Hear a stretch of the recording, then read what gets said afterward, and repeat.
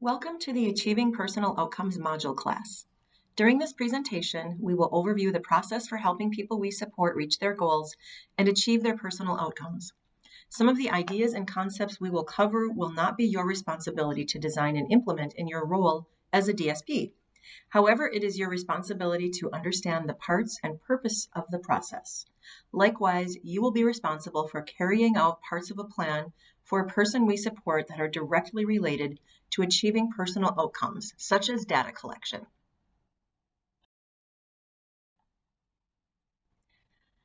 This slide lists the chapters that we will cover and that are contained in the Achieving Personal Outcomes module book. The chapters are Introduction to Achieving Goals, Selecting Strategies, Intellectual Disabilities and Learning, Setting the Stage for Learning, Using Task Analysis and Chaining, Providing Assistance During Learning, Reinforcement, Extinction or Planned Ignoring, and the Teaching Plan. In order to provide effective supports for people we work with, it is important to learn about their personal outcomes. Personal outcomes refer to what people expect to get from the services and supports that our agency provides. Personal outcomes are individualized and very specific to the person. No two people have the same personal outcomes. However, there are some goals that are a part of a person's personal outcomes that might be the same as those of other people. Personal outcomes focus on specific issues that are important to the person and can be learned by talking with a person, watching what they do, and how they look and act during daily activities. Sometimes people need to learn something new or change their behavior. For example, learning new replacement behaviors before they can achieve their personal outcomes. But there are times when people might achieve some of their personal outcomes without needing to change their behaviors. At Red River Human Services Foundation, we receive our accreditation through the Council on Quality and Leadership, or CQL. CQL builds their accreditation process around 21 personal outcomes measures, which are used to rate our agency as part of the accreditation process. The outcomes measures are divided into 5 categories and are listed here. The categories are my human security, my community, my relationships, my choices, and my goals. As an agency, it is our responsibility to ensure that the people we support are able to partake in all 21 personal outcomes measures. In addition to adhering to CQL's personal outcomes measures for people we support, we also want to ensure that we are helping people achieve their goals while using the person-centered planning process. Person-centered planning describes a process that focuses on a person's gifts, abilities, choices, and dreams. With person-centered planning, the goal is to bridge the gap between where a person is now and where they want to be. The person-centered planning team includes people who are important to the person, like friends, family members, and community members. Once planning has begun, the person-centered planning process does not end. The plan must be carried out, which involves active support based on what is learned about the person during person-centered planning. Active support is providing active and consistent support to help a person be engaged in meaningful activities throughout the day, regardless of functioning as needed to be involved in their own lives. Active support is centered around learning through shared experiences and can occur at any time in every aspect of the person's life. The following video overviews the person-centered planning process.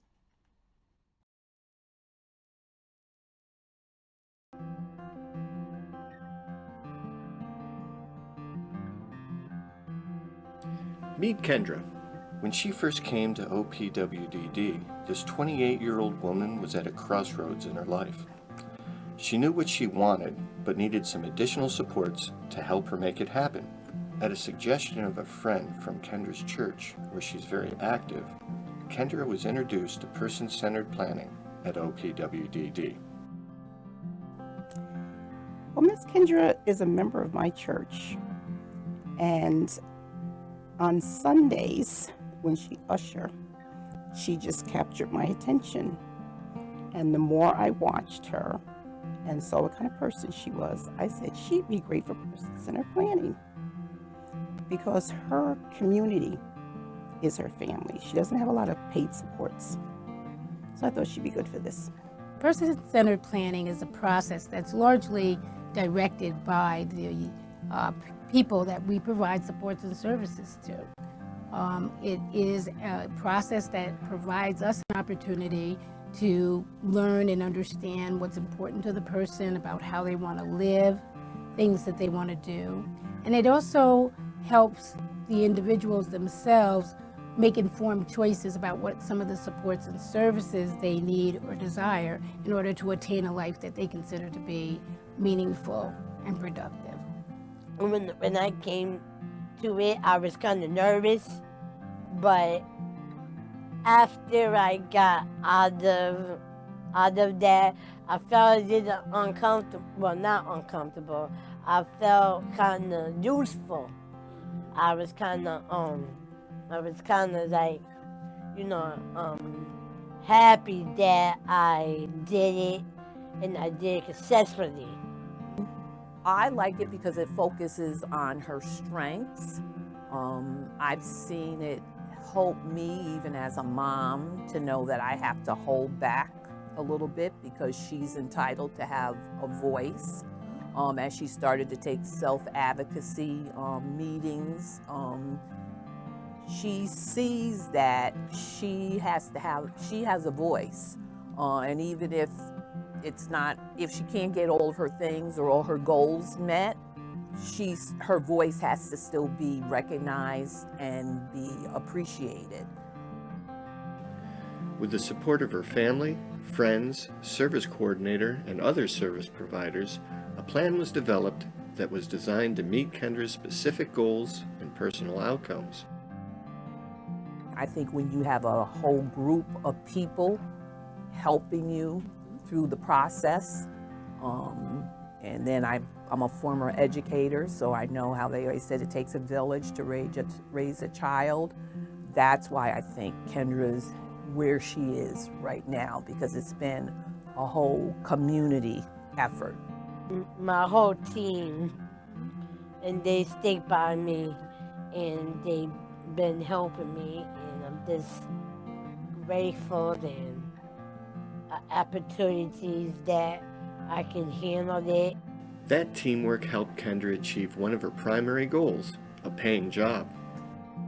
They're gonna keep me at Macy's, and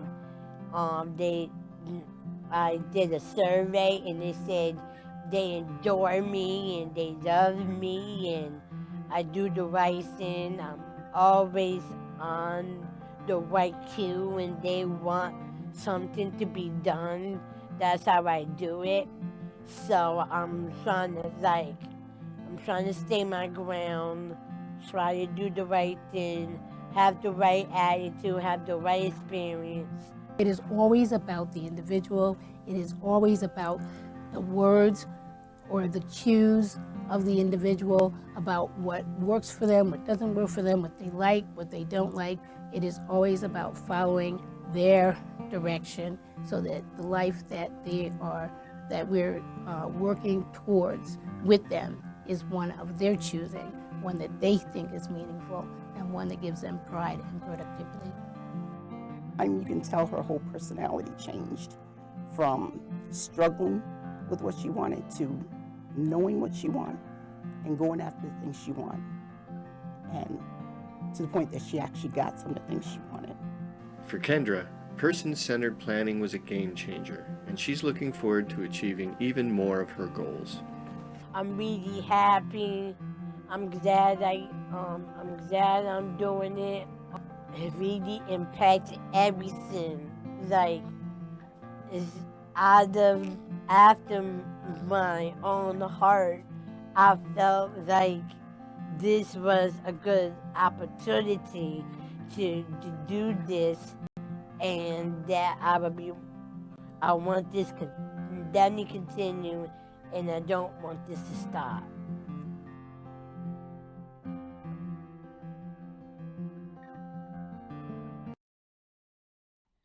Two assumptions must be made regarding person-centered planning before the actual planning process begins.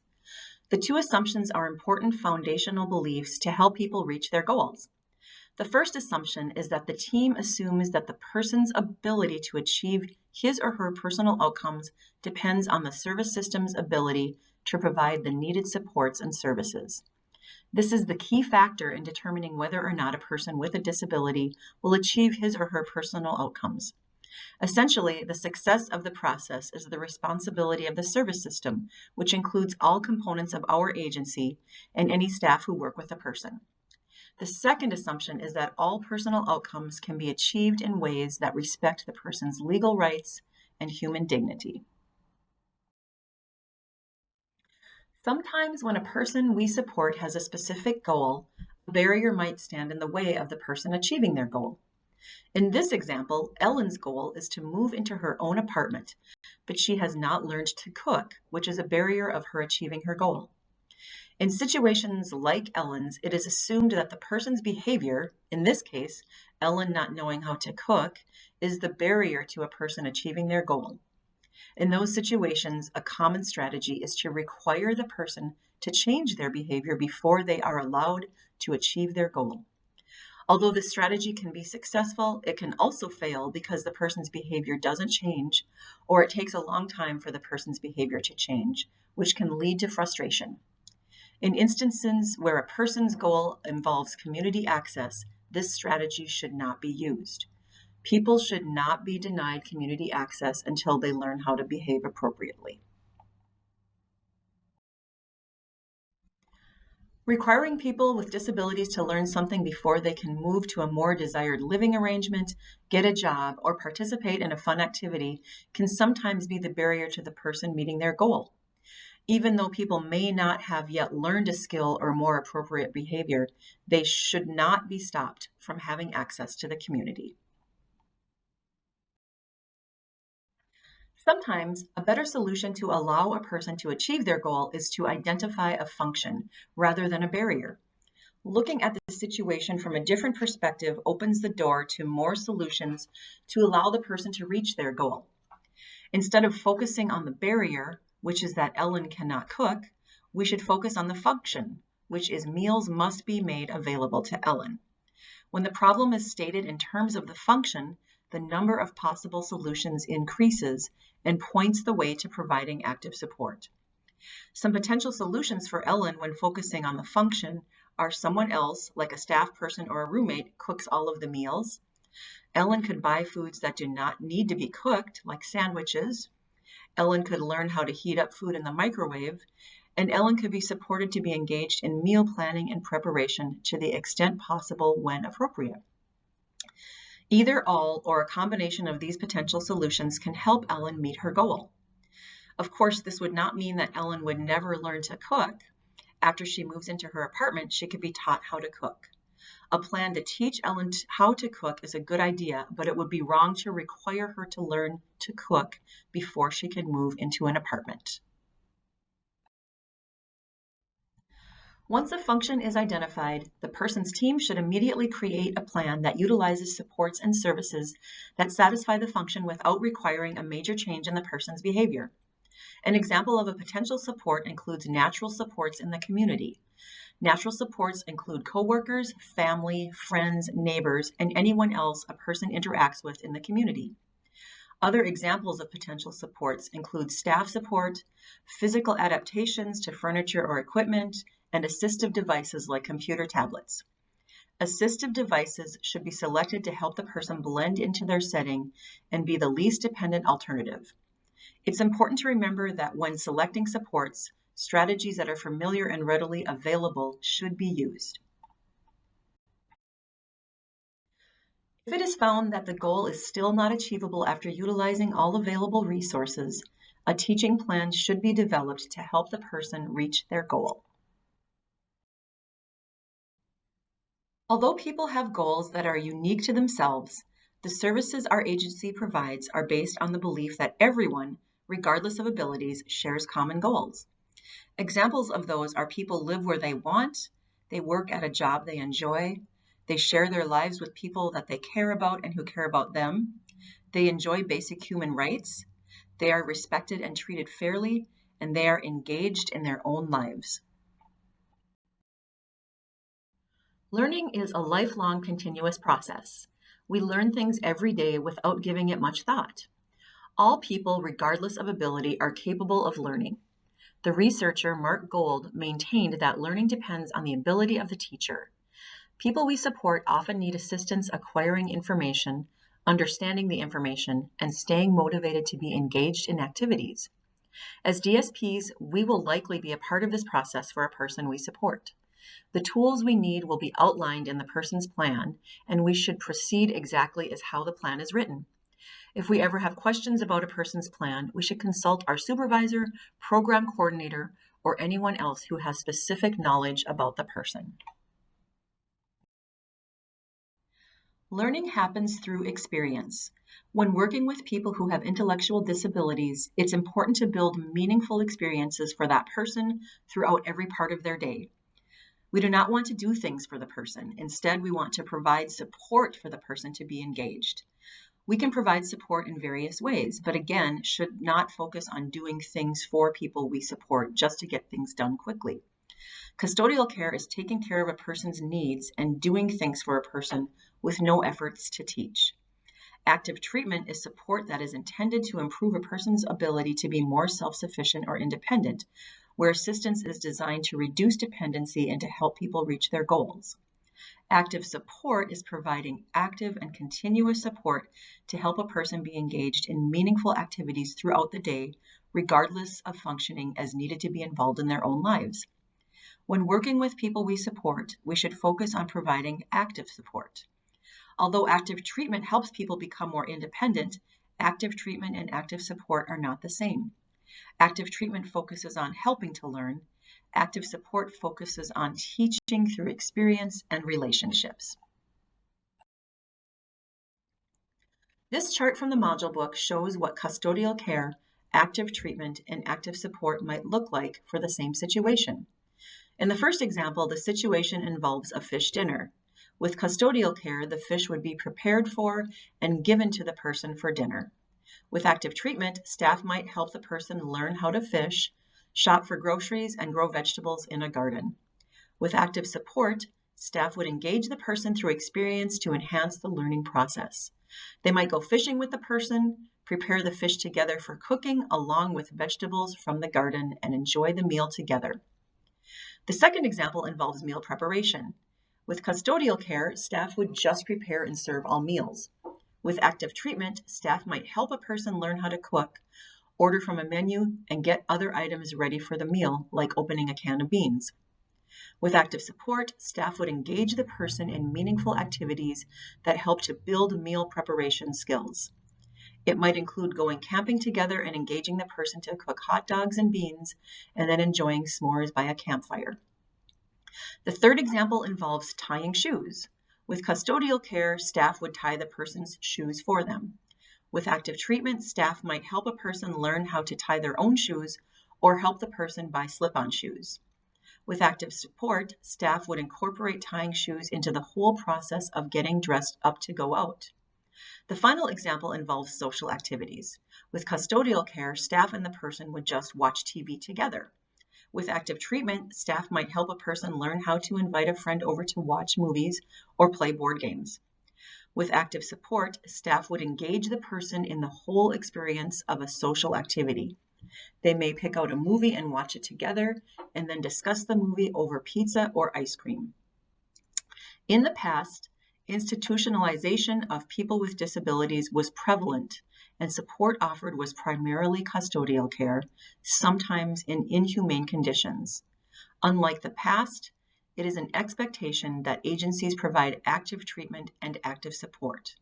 Custodial care alone is no longer an accepted practice. This does not mean that staff never do things for people we support. There are times, such as emergency situations, or for people with complex needs, when staff may need to do things for a person we support. So what does active support look like? The following video overviews active support and shows what active support looks like in day-to-day situations.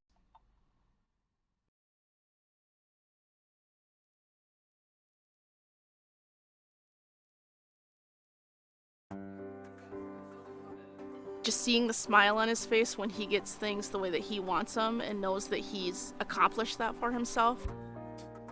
The staff are picking up on new things and they're trying new things. They're looking at better ways to do things. It's a wonderful thing watching him as he's grown these last few months doing things on his own.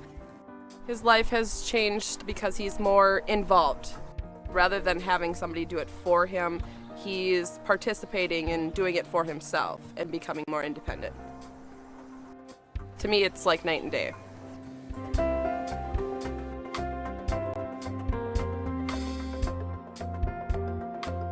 Despite great progress in community living and inclusion of people with disabilities over the last several decades, many people remain isolated, lonely, and lacking in meaningful engagement in daily life. But there is a way to change this. Active Support is an evidence-based approach to the design and delivery of community-based support services for people with disabilities. It teaches direct support professionals how to provide effective support that has been proven to improve participation, choice, and quality of life for the people they support. Active Support has been effective across the UK and Australia. Through the work of the Research and Training Center on Community Living at the University of Minnesota and many Minnesota support agencies, it is becoming more widely adopted in the US. A little more, you're doing great. Who would you like to go out with? I think the impact that Active Support has had is the ability to really provide staff with a very clear definition around the difference between doing for somebody and doing it with somebody. We often underestimate the capacities of people with intellectual disability. We'd like to think that currently all direct support professionals and people working in the field recognise the need to support people to participate, and in theory they do, but in practice, when you actually observe what happens in people's lives from the perspective of the person with an intellectual disability, there's not a lot happening.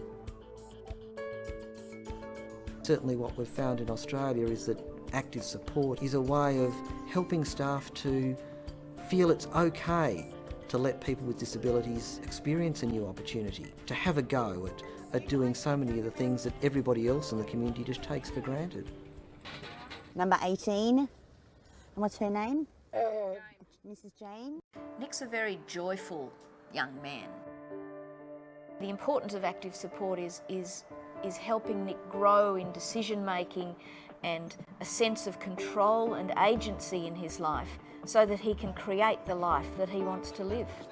First and foremost is that focus on participation, recognising that any time I do something for the person, I'm potentially robbing them of the opportunity to participate in that activity. Hold it up together, okay? 1, 2, 3, pull. Excellent. It's very easy just to get into the habit of doing things to people and doing things for people. And one of the really important things about Active Support is that we do things with people. It's beneficial for the individuals we serve, to be more engaged and more involved in their lives, to take ownership and pride in what they do, rather than us doing it for them. Here, let's do this. Push down. We talk a lot about this is what people want in their lives, and this is, what people say they want. This is how we can best support them. But we don't always give the staff the tools then to go on and support them. So our choices today is Michelle's Patisserie. Active Support is a person-centred approach. That means that we need to take seriously listening to people. With Joel. Is that okay? Staff will find as we go through this that it will make the time go by quicker. I think it gives everybody a chance to become rejuvenated in their job. With Active Support, there's decrease in behaviors because they're communicating what they want, they're engaged in something, and they're not having a behavior because they're bored. Implementing Active Support requires commitment from all levels of the organization. I think the first step in implementing it is to lose the assumptions, to not assume that they don't know how to do as much as we think they might not assume that they want to do it our way, ask them and help them make their own choices, and really just change the way that we view how we're doing things. Active support training is intensive and asks staff to think differently about how they provide support. Active support, I think, is a whole mindset change as well, and it's not just going to be our direct care staff. It's going to be everybody involved. Active support gives them the skills, gives them the knowledge, gives them the license to make the difference that they're really committed to want to make.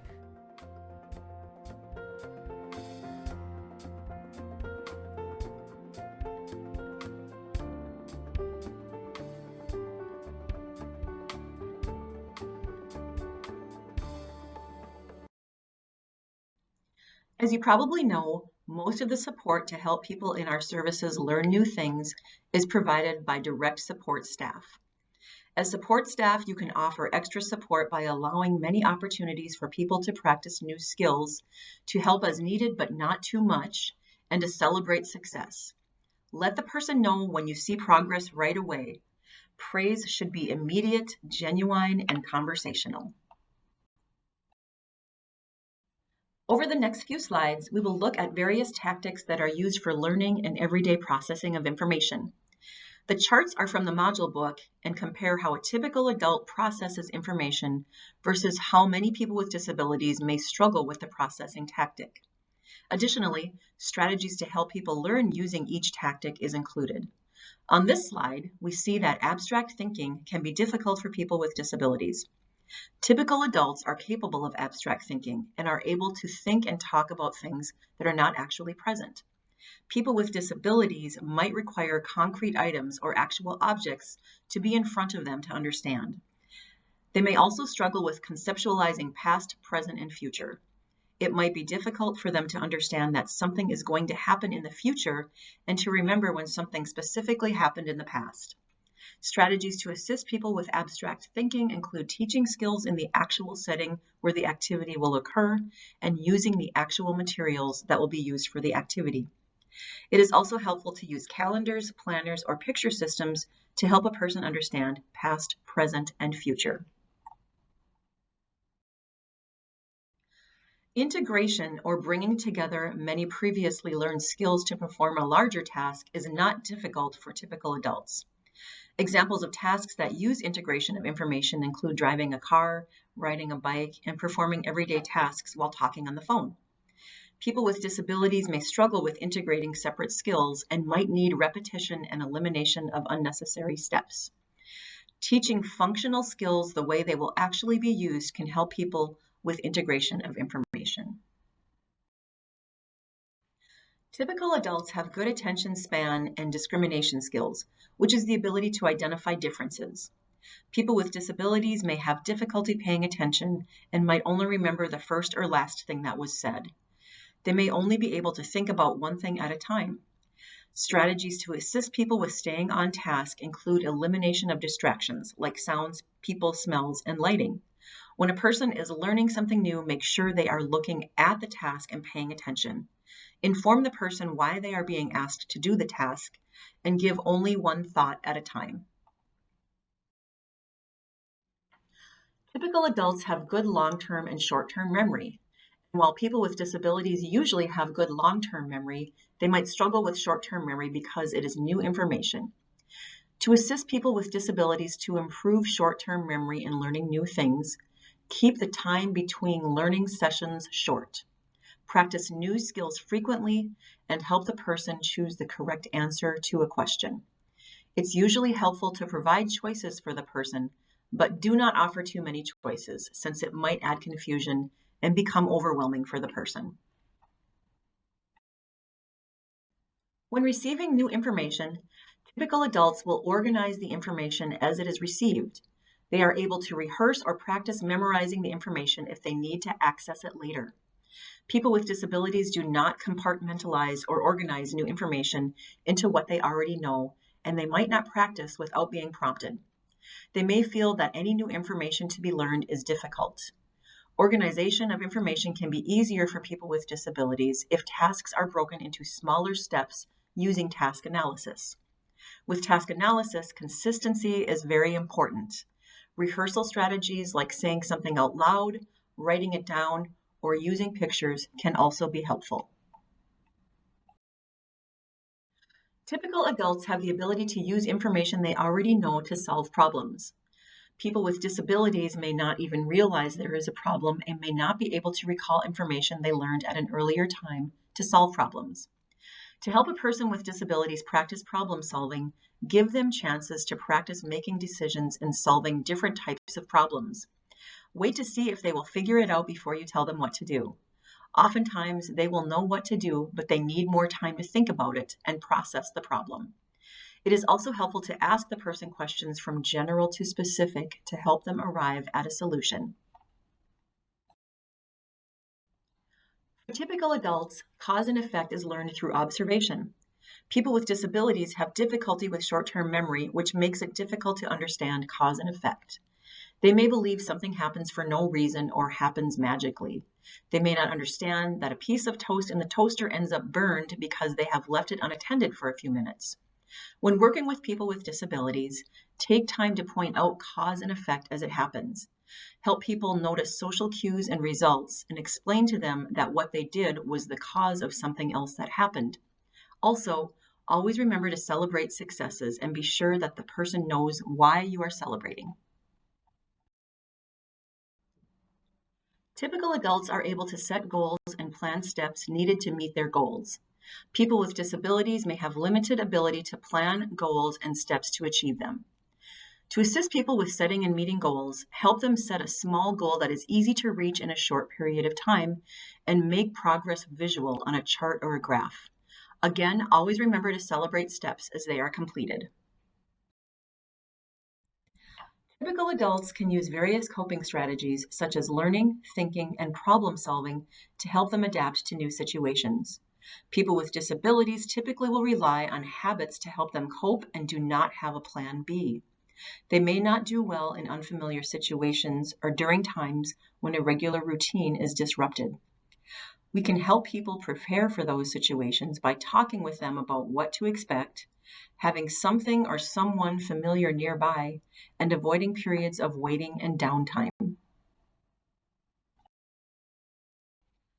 Complex language skills that typical adults have may be difficult for people with disabilities.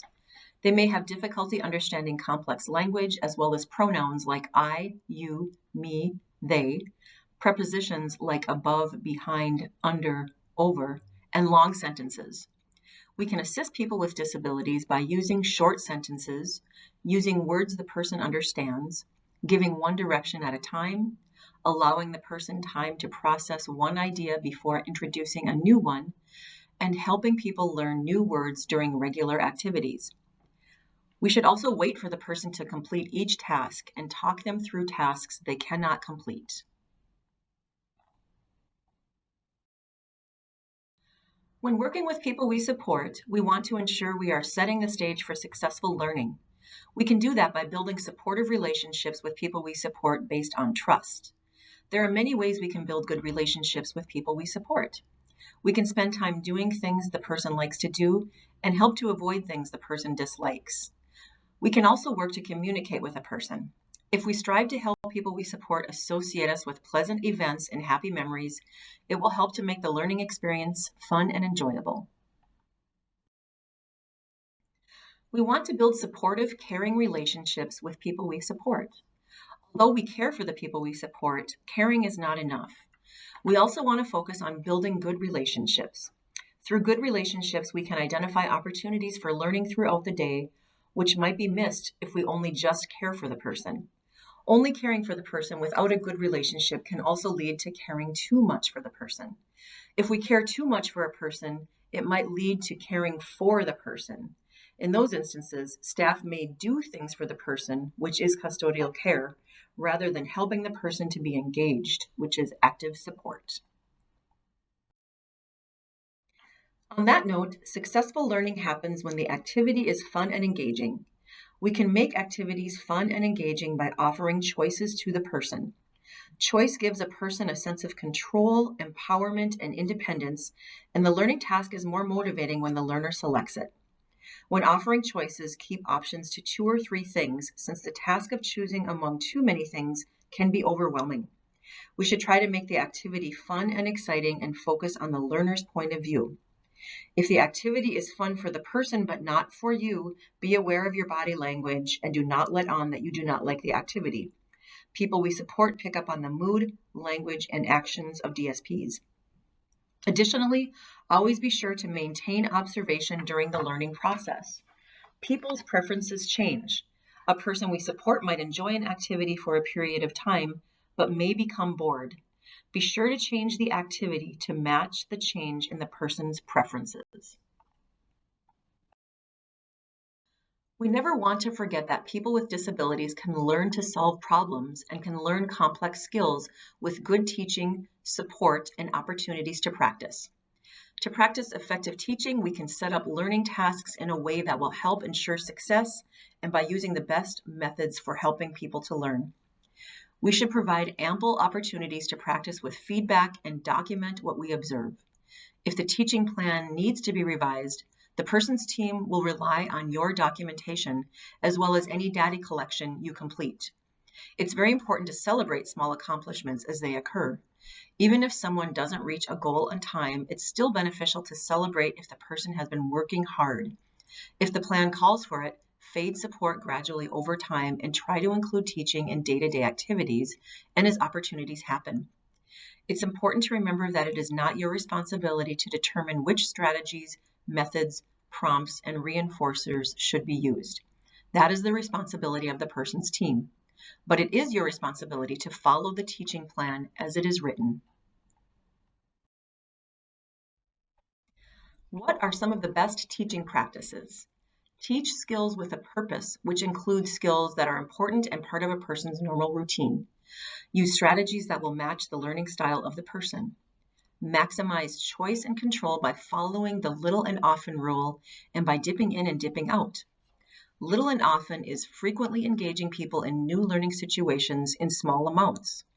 Dipping in and dipping out is maintaining observation, stepping in to give assistance when needed, and stepping out when the person no longer requires assistance.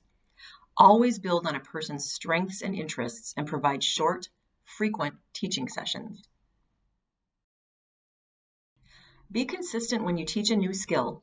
Effectiveness is based on consistency. All staff should follow exactly what is in the person's plan. Help people to generalize skills that they learn. Through generalization, people can use a newly learned skill in a variety of settings.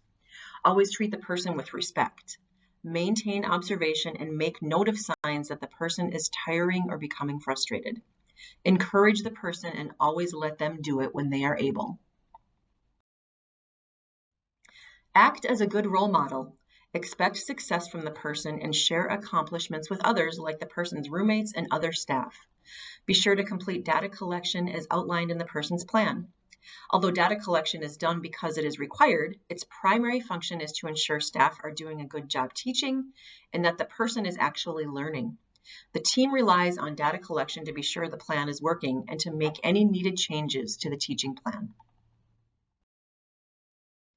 Oftentimes, task analysis is used to assist with teaching new skills to people we support.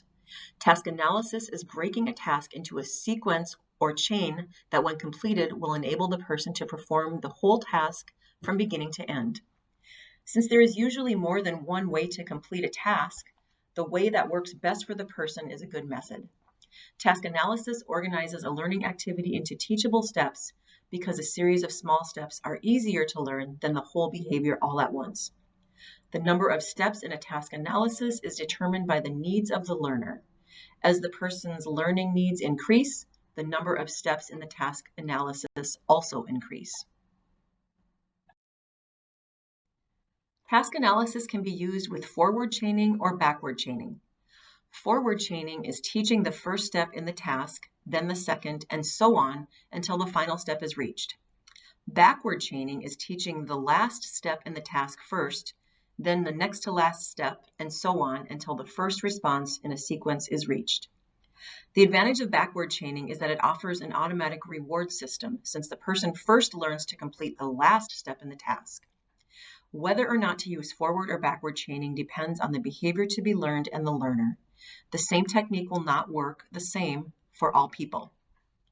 The following video overviews task analysis.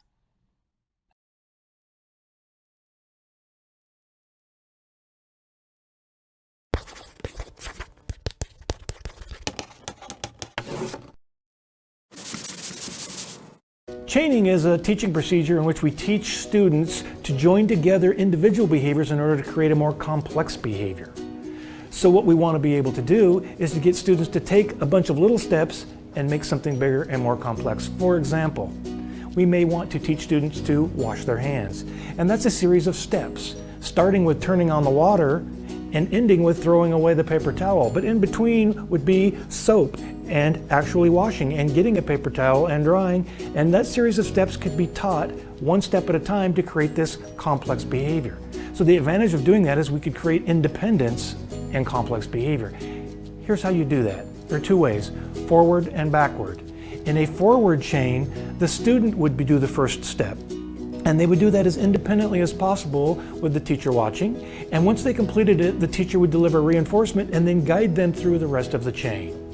If we went backward, what would happen is the teacher would guide the student through the whole chain, trying to get the student to do the last step as independently as possible and providing reinforcement there.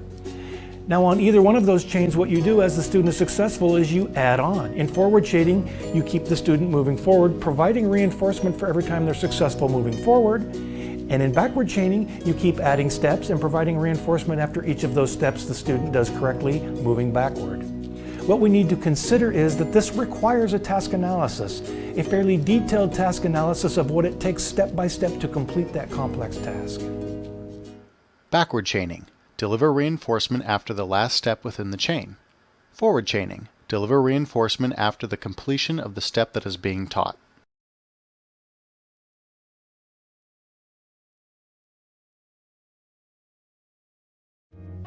Tie your shoes.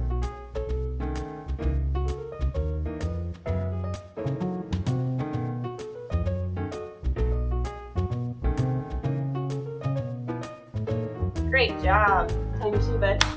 Awesome.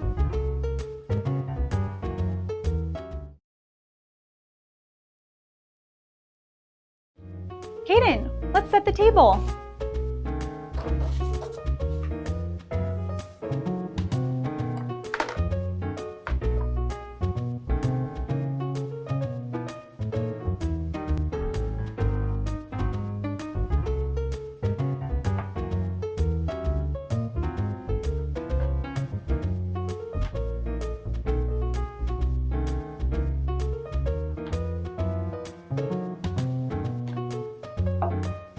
Good job, you set the table.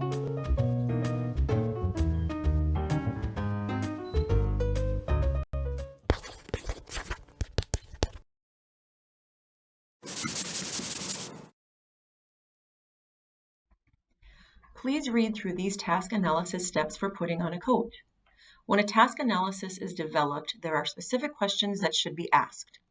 Would this behavior be best taught using forward or backward chaining? What prompts will be used for each step? What is the plan for fading assistance? What should you do if the person does not do the skill or behavior correctly? What will be used for reinforcement and how often will it be reinforced? And what is the plan for fading reinforcement? Again, it is not your responsibility to develop the task analysis and its components. That is the job of the person's team. But you are responsible for following the plan that the team has created. Also remember that you are not authorized to change a person's plan. Again, changes in a person's plan can only be made by the team. As we assist people with learning, we may be required to use prompts. Prompts are brief cues used to help the learner know what is expected and how to succeed in performing each step of the task. There are various types of prompts. Natural cues are signals that occur naturally in the setting. A laundry buzzer that tells a person that the laundry is done is a natural cue, as well as timers and alarms. A recipe on a cake box and an empty shampoo bottle that indicates it's time to buy more shampoo are also natural cues. With natural cues, the goal is for the person to learn to do the skill when the natural cue is present. Visual cues are objects, pictures, or icons that signal the person what the next step might be or how to perform each step. Examples are putting a box of cereal on the counter to cue the person to get the milk, signs in the bathroom to cue the person to wash their hands, and calendars and planners. Verbal cues are short, direct, specific, and descriptive verbal instructions that are related to each step of the task. To correct mistakes using verbal cues, do not say no. Instead, say, try this, and then show the person what to do. Gestures or gestural prompts include pointing, tapping, or touching the correct choice. An example would be pointing to food still left on a pan being cleaned to let the person know that they are not done cleaning the pan. Modeling is doing a task or a step in a task and then waiting for the learner to do the same thing. Modeling is showing the person how to do the task. It's important to remember that when modeling, we should do the task alongside of the person and not across or in front of the person. Physical prompts are hands-on or hand-over assistance. There are certain things to consider when using prompts. You should give the learner a chance to respond before giving prompts. Be sure to give the person plenty of time. Sometimes people we support may need more time to process the information and to respond. Pick a prompt that works best for the person and try a variety of prompts to help you select the most appropriate. When teaching a skill at a new job or in the community, use a prompt that is most natural to the situation and that will attract the least amount of attention. Use least to most assistance. Least to most assistance is giving the very least amount of help the learner needs to perform the task and gradually increase the amount of help if the lesser prompt doesn't work. Physical prompts are considered the most assistance. With any assistance we give, we want to ensure that error-free learning is happening. One thing we need to avoid is teaching dependence when using prompts. We don't want people we support to become too dependent when prompts are used. There are a few strategies we can use to help us to not teach dependence.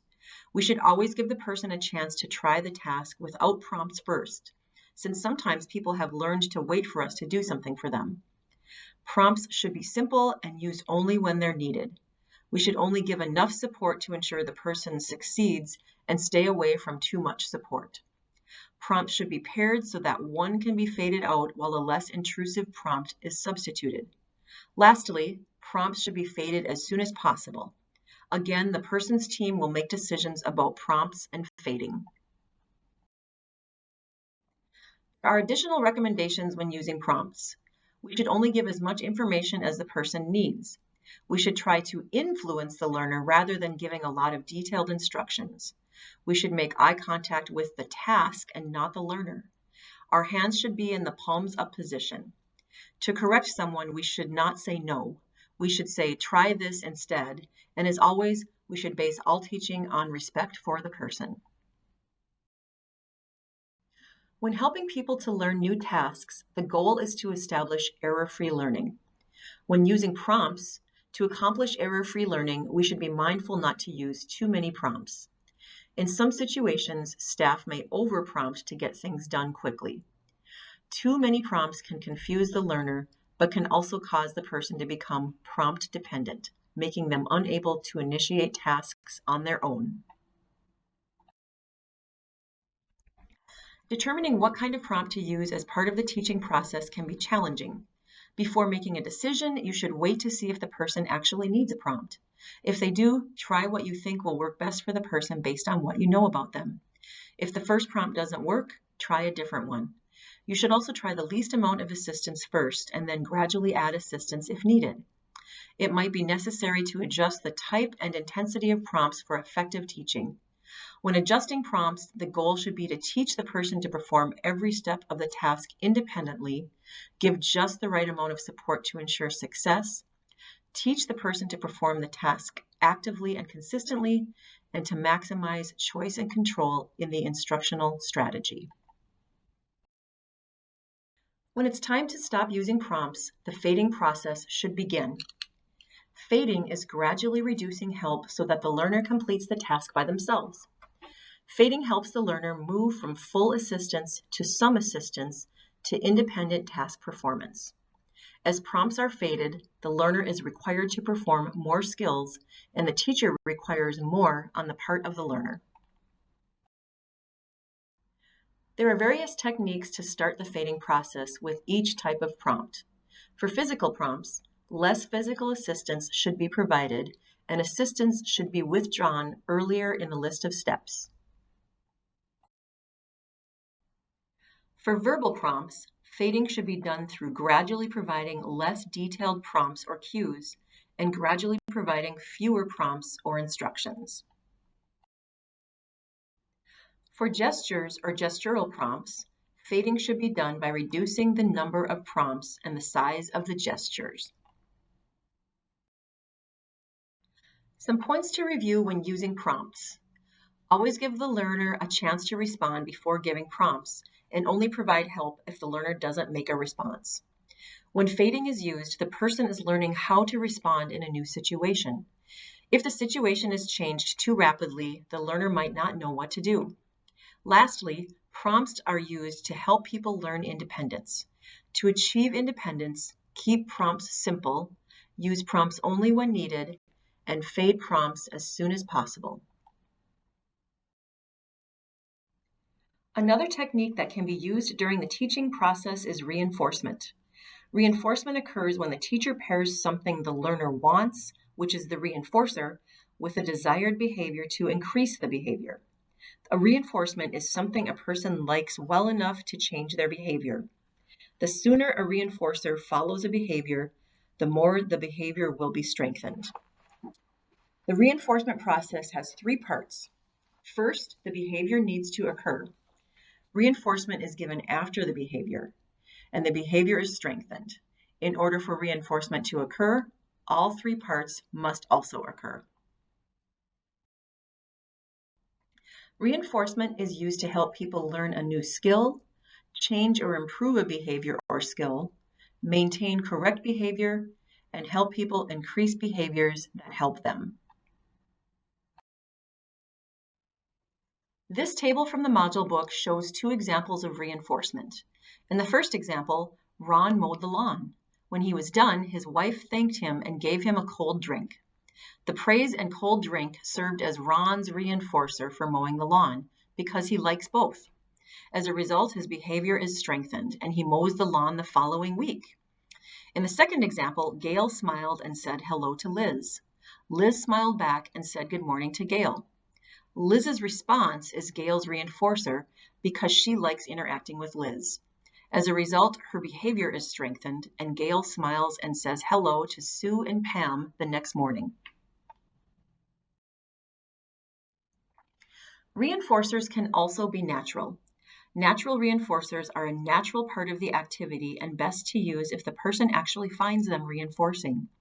This table from the module book shows two examples of natural reinforcement. In the first example, Diane fixes her hair with her new curling iron. She likes the way she looks when she curls her hair, which serves as a natural reinforcer. As a result, Diane curls her hair the next morning. In the second example, Dixie fixes scrambled eggs for herself. She likes the eggs and gets to eat them, which serves as natural reinforcement. As a result, Dixie makes eggs for herself again on another day. It's important to know the difference among natural reinforcers, natural cues, and natural supports, since we have talked about all three. Natural reinforcers are a natural part of an activity that serve to reinforce the person. Natural cues are signals that occur naturally in settings like buzzers or timers that cue us when something needs to be done. Natural supports include coworkers, family, friends, neighbors, and anyone else a person interacts with in the community. Sometimes a person might learn to like something, which can then be used as a reinforcer. That is a learned reinforcer which gains value by being paired with another reinforcer. For example, a person might not respond to smiles or praise, but the person really likes high fives. If high fives are paired with smiles and praise, the person can learn to like smiles and praise. By being paired with high fives, the smiles and praise become learned reinforcers. Reinforcers are different for different people. To determine what might work for a person, ask them, ask others who know the person, observe the person, and try reinforcers that similar people enjoy. When using reinforcers, the human and legal rights of people we support must be respected. An example of some of those rights include the use of mail, use of the telephone, access to visitors, recreational activities, going to church, access to their own money, access to personal clothing and possessions, access to food and drink, and access to the community. Using human and legal rights as reinforcers is a violation of that person's rights. There are additional questions to consider when selecting reinforcers. Does the reinforcer match the person's age? Using age-appropriate reinforcers help people to fit in and to be accepted by others in their community. Using reinforcers that are not age-appropriate will make the person appear different from other people that are the same age. Is the reinforcer one that would normally be used to reinforce this behavior? And is the reinforcer one that is normally used in this setting? Sometimes reinforcement happens unintentionally. Accidental reinforcement occurs when a reinforcer is provided even if the desired behavior is not displayed. Attention can be a reinforcer and can accidentally strengthen an inappropriate behavior. Accidental reinforcement is difficult to eliminate because it is not always apparent that we are strengthening an undesirable behavior. This table from the module book shows an example of accidental reinforcement. In the example, Jolene complained and cried because someone used her hairdryer. Jim consoled Jolene and gave her an ice cream cone, and she stopped crying. On another occasion, Jolene complained and cried because someone used her hairdryer again, and again Jim consoled her and gave her an ice cream cone. Although Jolene stopped crying, she will continue to cry more often because crying gets her praise and an ice cream cone. The praise and ice cream cone accidentally reinforced inappropriate behavior. With accidental reinforcement, some reinforcers might be positive for some people, but might be negative for others. For example, being yelled at might serve as a reinforcer for one person because it gives attention to that person, but another person might not like getting yelled at, so the yelling would not be a successful reinforcer for that person. There are times when a person already displays a behavior, but positive improvements are still needed. In those instances, the teacher gradually reinforces small positive changes in the behavior, which is shaping. Shaping is teaching a series of small changes in a behavior so it becomes more and more like the desired skill. Reinforcement is only given if the skill being practiced is more like the desired skill than the last practice of the behavior. The teacher starts with something a person can already do and gradually reinforces small, positive changes in the behavior. Shaping is used when the person does not do the skill or task as desired, even if given help, or if the person displays a form of the behavior, but it needs improvement. There are other things to consider when using reinforcement. Reinforcement must be done immediately. The closer the reinforcement follows the behavior, the more the behavior is strengthened. The only way we know that a behavior has been reinforced is by waiting until the same or similar circumstances occur. And most unwanted behavior occurs when positive interactions are lacking. Extinction is eliminating or withholding reinforcement for a behavior until the person stops using it. This is also called planned ignoring, and it cannot be used for behavior that should not be ignored, like hitting. Two things must occur to effectively use extinction. First, we need to find out what is maintaining the behavior. Second, we need to make sure the reinforcer is no longer following the problem behavior. This table from the module book shows an example of extinction. In the example, a child cried in the grocery store checkout line, so the mother bought a treat for the child. The mother bought the treat to stop the child from crying. The treat is what happens after the behavior, and it is serving as the reinforcer. So the next time the child and mother were in the grocery store checkout line, the child cried again because they got a treat the last time they cried. The crying has been accidentally reinforced by the treat. On future visits, the mom will need to stop buying treats when the child cries. In this example, not buying treats is extinction. There are certain guidelines to follow for using extinction effectively. A new behavior should be chosen to reinforce while the problem behavior is placed on extinction. In the grocery store example, the mom can give the child a toy from home to play with while in the checkout line instead of buying a treat. Extinction should be used with consistency. It's important to remember that only the person's undesirable behavior is on extinction. The person should not be ignored, only the behavior. With extinction, it's common for the behavior problem to get worse before it gets better. After a few opportunities, look for a gradual decrease in behavior. It will take time to learn better behaviors. As a DSP, it is not your responsibility to develop a teaching plan for a person we support, but it is your responsibility to follow the plan exactly as it's written. If you have questions about the plan, you should reach out to your supervisor, the program coordinator, or anyone else that has knowledge about the plan. It's important to know the components of the teaching plan to help you understand the process. The teaching plan consists of 7 steps. The first 3 steps must be completed before the teaching starts. The last 3 steps are used to improve the teaching plan if it's not working. The first step is the method, which describes how the person will do the task, how well it will be done, and the amount of help to be provided. The second step is the task analysis. The third step is the actual teaching plan, which explains how DSPs will assist with teaching. DSPs are responsible for carrying out the plan, but not for writing it. Once the teaching plan is complete, the teaching can begin. Step 4 is carrying out the plan as it is written. If it is found that the plan isn't working, then the team moves to step 5, which is to redo the teaching plan. If needed, the task analysis should be redone, which is step 6. Lastly, the method should be redone if needed, which is step 7. When assisting people we support to learn new skills, it's important to remember that the ultimate goal is to help people gain skills to become as independent as possible. Thank you, and please reach out to the training department if you have any questions regarding the Achieving Personal Outcomes module. When you are ready to take the test, please sign up for an appointment on SignUp.